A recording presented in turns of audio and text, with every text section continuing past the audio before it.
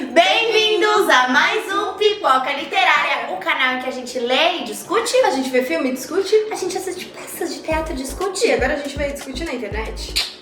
E hoje nós temos o veneno do teatro.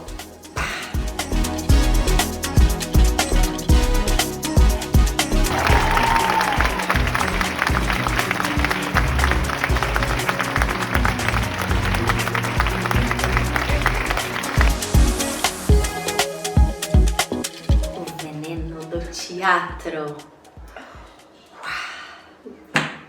Ficha técnica. Nós temos um texto de Rudolf Cereira que foi traduzido pelo Hugo Coelho e a direção feita pelo Eduardo Figueiredo. E os atores, nada mais nada menos que Osmar Prado e Maurício Machado. Aliás, eles são, além de excelentes atores, dois queridos, né? Ai, que vontade de tomar um café com eles por horas e bater um papo. A gente bateu um papo, mas a gente queria que fosse muito mais longo, porque eles são queridos, muito, maravilhosos, muito mesmo. Sério. Foi um prazerzaço, além de assistir a peça, ter a chance de trocar essa ideia com eles no final. A gente espera que vocês assistam esse vídeo, se vocês estiverem assistindo esse vídeo. Um beijo. Beijo, fãs, muito fãs. O que falar dessa peça? Como Amiga. diz aqui, asfixiante. Asfixiante, muito bem definido, Osmar Prado colocou. Essa peça, ela tem uma... Ela não tem uma linearidade, ela não tem altos e baixos. Ela vem de um ponto e ela vai crescendo, crescendo, crescendo, crescendo, crescendo, crescendo. Sem parar. Crescendo, e a hora que ela acaba, ela tá num ponto tão assim, que você fica tipo... Fica todo mundo, fica um silêncio no teatro assim. Até a primeira pessoa bater palma. A hora que a primeira pessoa bate palma, daí que a gente volta assim pro corpo e entende que a peça acabou, porque é realmente é uma tensão assim. É uma tensão, é assim, é um negócio de filme de terror quase, porque você vai ficando assim na pontinha do teu assento e sabe quando tá aquela música e vai construindo aquele negócio, só que essa peça tem uma questão, ela não estoura a tensão nunca, ela vai e tenso, e tenso, e tenso, e tenso, e tenso, e acaba lá. E você fala, velho, E você fica, meu o que Deus! aconteceu? A peça, ela não é um musical, mas ela tem uma coisa muito legal, que a trilha sonora, ela é construída em cena, no palco. Tem um músico maravilhoso tocando um violoncelo, que chama Matias Roque Fidelis. E ele... E vocês podem imaginar o violoncelo, né? Uma peça tensa e vai crescendo. Essa música é maravilhosa. Coisa triste, assim, meio soturno, né? E ele vai... E o primeiro momento da cena me trouxe muita referência de Stanley Kubrick. Aquele tipo de trilha sonora clássica, com aquelas cores, uma coisa meio laranja mecânica, meio... Pensa laranja mecânica, sabe? Aquele doido do Alex. Pra mim, veio muita referência surrealista, porque quando a gente entra, tem um relógio no fundo, e aí eu pensei muito no quadro do Dalí, A Persistência da Memória, e pra mim, tanto o chão quanto as laterais, né, que tem espelho, inclusive o jeito que eles estão vestidos e a caracterização do Osmar Prado me lembra muito obras do Escher. Então, existe um quê surrealista na peça, né? Que vai muito característico e vai construir essa brincadeira entre verdade, entre o sonho, entre o que tá acontecendo de verdade, o que é algo psicológico, que na verdade, se na verdade tudo que acontece na nossa vida é feito através de sinapses, o que a gente sente, o que a gente vê, o que a gente pensa, se a gente tá sentindo, é real, né? E é muito legal que a passagem de tempo tem um relógio imenso no palco, mas a passagem de tempo ela não é representada pelo relógio, ela é representada pela areia. Então, em um dado momento, cai areia, assim, do relógio. E, tipo, é um relógio, ele podia estar rodando. Não, é areia. A gente tava até discutindo qual é a nossa cena preferida e a gente chegou a uma conclusão de que a gente não consegue escolher. Porque, assim, eu falei pra Brooke justamente por esse crescente, quando a cena acontecia, eu falava, caraca, que cena foda! Aí vinha a próxima e falava, caraca, que cena foda! E foi assim até o final. Até o final. Mas eu acho que uma das coisas mais legais, assim, dessa peça, que é um ponto a se falar, é da interpretação do Osmar Prado, porque ele tem como se fossem dois personagens, né? Ele começa fazendo como É tipo um mordomo, Marquês, né? não, ele começa como se o Marquês estivesse interpretando um mordomo e ele é outra voz, é outro corpo, é outro tudo. Ele usa uma peruca. Ele usa uma peruca. E de repente ele dá uma quebra nisso e entra num outro que é um personagem que é mais empoderado, isso e aquilo. E eu acho que essa dualidade de interpretações é muito interessante de assistir. Não, e se você procurar no dicionário a palavra entrega, tem uma foto lá, senhor Maurício Machado, porque, bichos, o que esse homem faz em cena, Bruna? Ele sua. Ele sua. É que a gente Deus. tava bem no fundo, mas eu tenho certeza que quem tava lá na primeira fileira recebeu uns respingos de suor dele, porque ele realmente deu tudo em cena. E é isso que você falou da dualidade do personagem, também é incrível porque ele começa toda aquela arrogância e tal, e pela fala dele, a gente fica na dúvida se isso também é uma construção do ator, que é o Gabriel, porque depois, conforme vai passando, ele quebra, né? Ele perde tudo. Não, e ele perde tudo mesmo. Ele perde não só a pose, mas ele perde a dignidade. Ele chega assim, todo cheio de arrogância, e daqui a pouco ele tá implorando, pedindo pelo amor de Deus, e sem spoilers. Sem spoilers, mas ele é primeiro muito preciso na movimentação e de repente ele tá assim, tipo... É tudo muito limpo, né? Os movimentos dele no começo né, essa coisa, de novo, da dualidade. Mas é tudo muito limpo enquanto ele tá fazendo e sendo imponente, sendo não sei o que, sendo arrogante, né? Porque ele é bem arrogante no começo. E ele vai se desconstruindo de um jeito e o ator se entrega de um jeito. Que daí você fica pensando, né? A maneira como ele tava se comportando, será que já era atuação, né? Porque ele fala sobre isso, né? Sobre ele estar atuando, ele ser sempre um ator. Inclusive, eu não sei se você ficou, eu percebi que era um Luzmar Prado e tal, mas eu pensei que fosse existir uma saída. Eu tinha meio que entendido que, pela maneira que ele tava falando as coisas, que ele sairia pra voltar como... Eu tinha entendido que era o mesmo ator, mas eu não pensei que dentro da trama fosse ser a mesma pessoa também, entendeu? Ah, entendi. Você achou que em algum momento ia chegar o Marquês. Isso, que ele saísse o mordomo e ele voltasse pro Marquês. Eu não, no momento inicial da peça, eu achei que a peça ia ser entre o mordomo e o ator.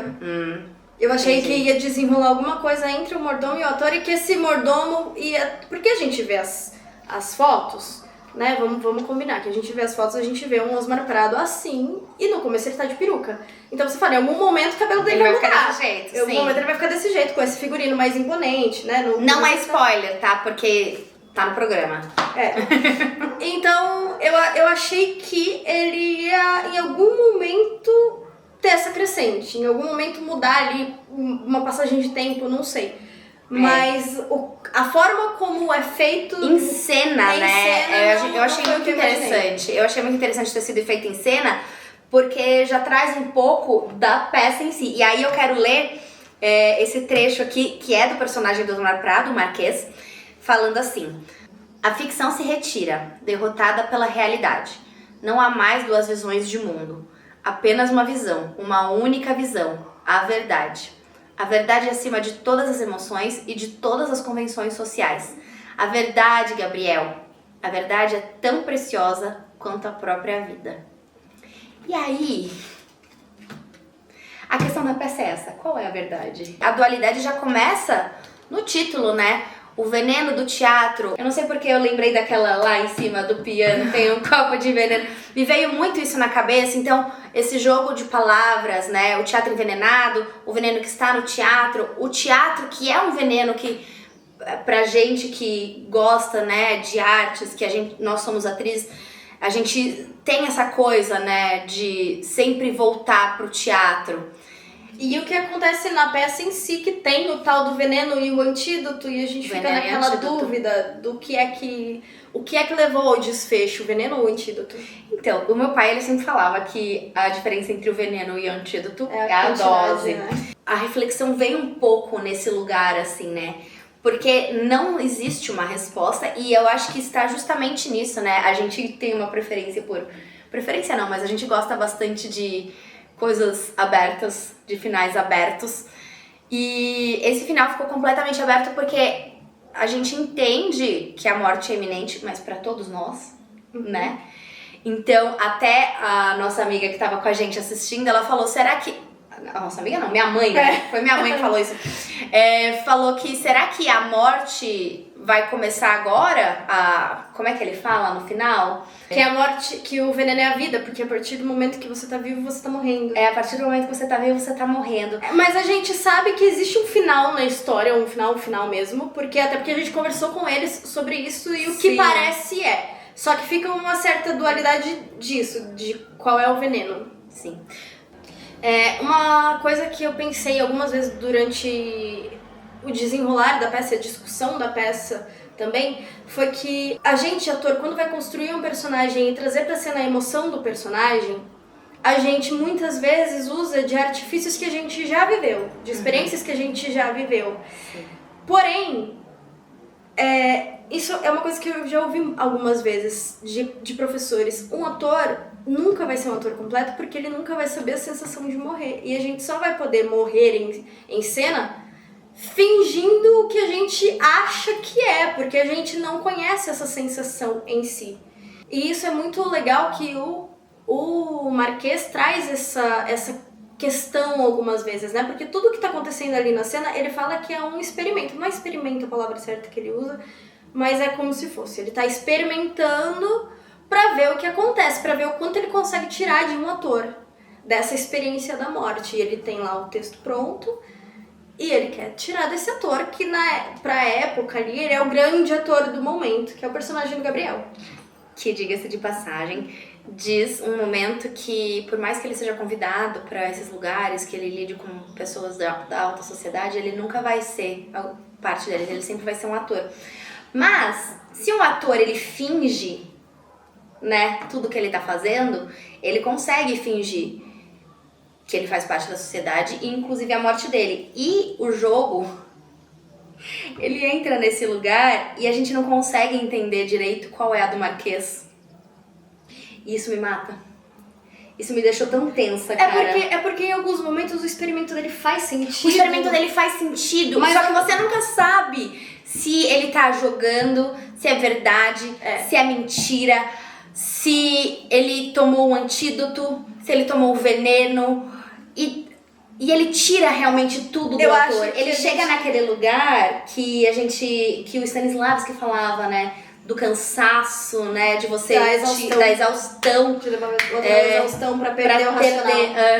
Eu acho muito legal que nessa dúvida do que é verdade e o que não é, isso e aquilo, você fica torcendo pra ele não ser tão ruim quanto parece que ele é. Você fica torcendo, porque ele cativa a gente na primeira cena, quando ele faz o garçom, porque ele tem uma questão do humor. E a gente gosta, né? A gente gosta de dar risada. A gente sempre, né, se atrai. Também tem aquela questão de ser mais coitadinho no começo, né? Sim, coitadinho no começo. Você cria uma empatia, porque o ator parece muito arrogante. E... Tudo bem aí? Tudo bem, eu só tava... Meu pé dormiu. Viu? Ele tem uma questão da arrogância. Então, você quer que, na verdade, ele seja bom. E aí, e o final? Eu acho que o final, ele é tenso. Quando acaba, a gente fica na dúvida. Não é? A gente fica na dúvida. Fala, será que é isso mesmo? E quer que não seja. E quer que não seja. Mas eu acho que é o que é. Você acha que é o que é? Eu acho que é o que é. Sem spoiler. Sem spoiler. A gente não vai falar o que é. Mas a gente acha... Eu acho que era um jogo psicológico mesmo. E que ele só tava brincando pra ver até onde vai. Quando a gente... Voltando ao nosso vídeo de domingo passado. O que acontece depois do desespero? Eu acho que ele se diverte muito nessa... Ele se diverte. Esse personagem, ele é muito maquiavélico. Porque total. No começo, fica essa coisa que a gente falou, né? De você ficar em dúvida se ele é ruim ou se ele tá só provocando. E quando acaba, você fica tipo... Meu Deus. Sério? Sim, eu não quero dar spoiler, mas... A gente não quer dar spoiler porque, assim... Vale muito a pena assistir. Vale muito a pena assistir. É uma experiência... Eu não sei se dá pra gente dizer, porque existem várias versões diferentes do que significa ter catarse num teatro, mas eu senti o que eu entendo como catarse, porque eu senti de lá tão aliviada, senti de lá não, eu saí de lá tão aliviada que, sabe, o teatro ele tem essa questão da gente resolver coisas da nossa vida, né? E eu senti bastante esse alívio durante a peça. Então... É porque também você chega numa sexta-feira à noite, você já tem a tensão do seu dia inteiro e você chega a um negócio que tensiona. Não tem como, né? Mesmo que você não consiga trazer a história pro pessoal, você trouxe essa história pro seu corpo. Não tem pro como corpo. Assistir essa peça sem trazer essa história pro seu corpo, sem trazer essa tensão que fica pro corpo. E na hora que ela acaba, você faz um... Você até respira, né? Que é o asfixiante que ele falou. E isso que você acabou de escrever é o que a física diz que é a resiliência, né? É a capacidade dos materiais de ser elástico. Então a gente vai, tensiona e volta. Enfim, gente, não dá sem dar spoilers pra falar muito mais sobre isso, porque eu acho que a experiência é muito pessoal. Mas a peça vai estar em cartaz, a gente postou no Instagram, mas a gente vai deixar no final desse vídeo o videozinho que eles falam a agenda. Essa peça vai passar por vários lugares do Brasil, a peça vai voltar pra São Paulo, então de onde quer que você esteja assistindo, vê se vai ter aí perto de você, porque gente, vale muito a pena assistir. Olha esse elenco. E é um ingresso barato, vale muito a pena. Você tá entendendo? A gente pagou R$25. A gente comeu horrores naquele Sesc, além de tudo. Gastamos... No total, a gente deve gastado 60 conto. Eu comida. Eu e minha mãe foi R$30. Foi R$31, acho. Não, tô falando assim, com o ingresso. Com o ingresso deve ter dado 60 conto por pessoa. Menos que isso, né? Deu 31, foi eu e minha mãe, deu R$15 pra cada uma de comida. Nossa, muito barato, gente. Então assim, um baita rolê. Esse final de semana próximo ainda tá lá no Sesc. Está no Sesc Santana. Facinho de chegar, tem metrô perto. Gente, vão. E se você me permitir, eu queria terminar com aquela frase que eu li pra você. Posso? Esse canal é seu.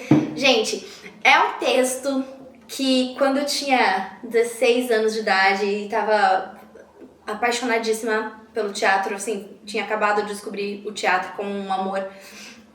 Dois grandes amigos meus, o Durval e o Diego, que foram dirigidos por outro amigo meu, o Léo Garcia, eles fizeram uma interpretação muito legal de um texto do Pedro Calderón de la Barca e é dos meus trechos preferidos de dramaturgia. E eu quero ler pra vocês porque eu acho que tem tudo a ver com essa peça, que é Vida é Sonho, do Pedro Calderón de la Barca, que é o seguinte: que é a vida um frenesi, que é a vida uma ilusão, uma sombra, uma ficção. O maior bem é tristonho, porque toda a vida é sonho e os sonhos, sonhos são. O que é a verdade? A vida é um sonho, o sonho é a vida? A verdade, o veneno é antídoto, o veneno é... O antídoto é o veneno é o antídoto, o que mata é o veneno, o que salva é o antídoto, o que salva é o veneno e o que mata é o antídoto.